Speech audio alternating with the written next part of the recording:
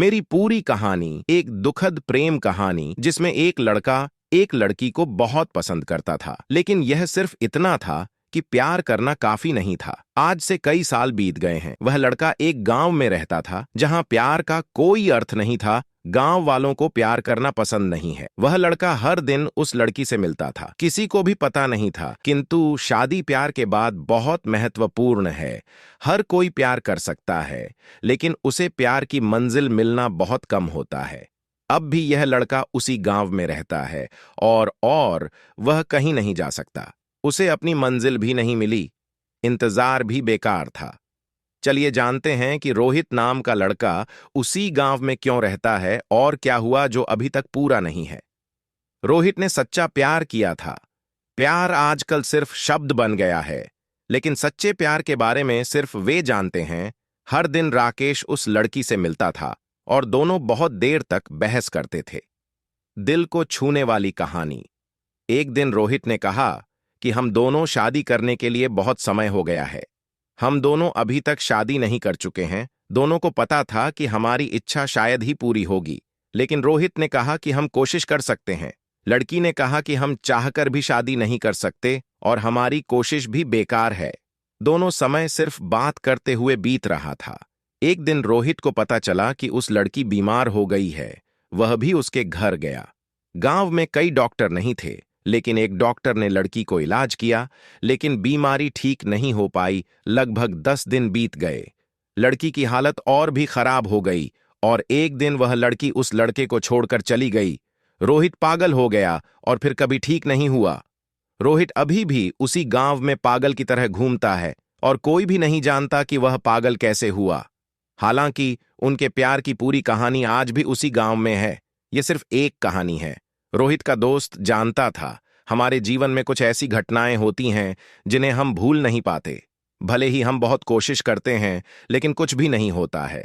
जैसा कि इस लड़के के साथ हुआ, वह अब कुछ भी नहीं सोच सकता है। अब वह क्या करे? उसका जीवन अच्छा नहीं था। कुछ प्यार कामयाब होता है, कुछ मंजिल नहीं पाते।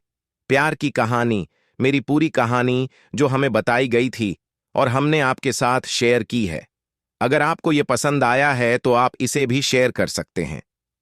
मैं आज भी बहुत अच्छे से याद रखता हूं कि वह पहली मुलाकात थी और मुझे लगता था कि हमारे प्यार की कहानी इसी तरह चलेगी। यह उस दिन की बात है जब मैं अपने दोस्त की शादी में गया था और वहीं पर उस लड़की से मुलाकात हुई थी। मैं उसे देखकर सोचा कि हमारे बीच कुछ हो सकता है, लेकिन यहां उससे बात करना थोड़ा मुश्किल लग रहा था, लेकिन लगता था कि हम बात कर सकते हैं। आज मेरा दिन था। शाम को घर वापस जाना था, इसलिए मैंने सोचा कि अगर मैं उस लड़की से बात करूंगा तो मैं अपने मन की बात उससे कह सकता हूं। ऐसा नहीं था कि मैं सिर्फ उससे बात करना चाहता था। शायद मैं उससे प्यार हो गया था। उससे प्यार होने पर भी उसे बताना चाहिए, क्योंकि मुझे लगता है कि जब आपके मन में कुछ होता है, लेकिन कहने के लिए समय नहीं मिलता है। बहुत अधिक शादी हुई। अब बहुत अधिक शादी में भीड़ हो सकती है। आप किसी भी लड़की से सीधे बात नहीं कर सकते, क्योंकि दूसरों को इसका मतलब अलग होता है। उसे देखते हुए बहुत समय बीत गया था, लेकिन कोई बात नहीं हुई। तभी एक छोटा लड़का मिल गया, जिसके माध्यम से मैं अपनी बातों को पहुंचा सकता था। मैंने एक पत्र लिखा और उसे उस लड़के को भेजा। उसे बताया कि पत्र उस लड़की को पहुंचा देना चाहिए। वह एक पत्र लेकर चला गया था और फिर इंतजार कर रहा था। उस लड़की को खोजते हुए बहुत समय हो गया था, लेकिन वह अब नहीं आ रही थी और पता नहीं कहां चली गई थी। मैंने सोचा कि शायद प्यार का जवाब प्यार होना चाहिए। मैं इंतजार कर रहा था, लेकिन वह नहीं आई। मेरे खत पर भी कोई जवाब नहीं आया। मैंने सोचा था कि कोई जवाब मिलेगा, लेकिन कोई जवाब नहीं आया। कैसे ऐसा हो सकता है, मैं समझ नहीं पाया। वह उस स्थान पर गया था जहां वह एक खत खिड़की के पास रखा था। जब वह खत खोला, उसमें कुछ भी नहीं था, कोई जवाब भी नहीं था। यह सब कैसे हुआ? वह लड़का आता है और कहता है कि मैंने खत भेजा था और इंतजार करना था कि क्या जवाब मिलेगा। वह लड़का घूम कर आया और पूछा कि क्या आपने उस लड़की को यह पत्र भेजा था? वह छोटा लड़का कहता है कि मैंने इसे खिड़की के पास रख दिया था। वह कुछ नहीं समझता था, वह पढ़ा भी नहीं था और वह अब नहीं दिखाई देता। अब मेरा प्यार अधूरा था। वह चली गई, तब से वह मुझसे कभी नहीं मिली। कुछ प्यार आगे नहीं बढ़ते, बल्कि वहीं रहते हैं। मैंने मिलने के लिए कहा था, लेकिन अभी तक नहीं पता कि कब तक आएगा। लेकिन मैंने उससे इस बारे में बात की होगी। मैं उसे बताना चाहता हूं, लेकिन शायद वह इस बारे में कुछ नहीं सुनना चाहेगा। बहुत देर इंतजार करने के बाद वह आ गई और कहा कि आज के बाद नहीं आऊंगी। मुझे लगता है कि हमारी दोस्ती अब जारी नहीं रहेगी और हमें सब कुछ यहीं पर सोचना होगा। फिर कभी भी मिलने की जरूरत नहीं होगी।